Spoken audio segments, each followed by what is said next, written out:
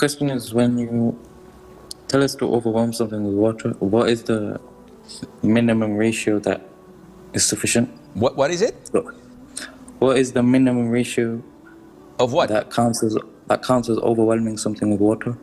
See, the hadith of the Prophet ﷺ, when he was with his companions sitting in the masjid, a nomad came and he simply squatted and started to urinate. The companions wanted to beat the heck out of him. The Prophet said, leave him until he's finished, so that the whole place would not be soiled with urine. Now it's isolated in a small area.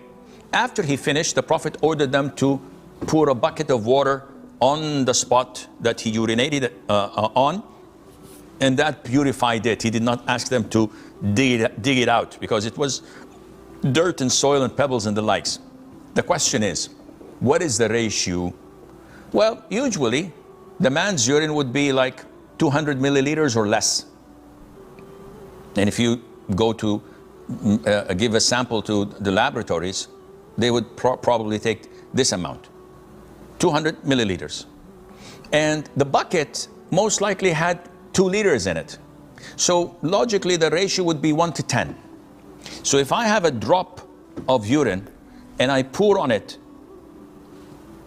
probably 10 drops of pure water, it will dilute it and it will make the whole substance pure. Even the characteristics of water, of urine, would be dissolved and gone. Maybe, I'm not sure. You give it a shot in the lab. So this is the concept of overwhelming it.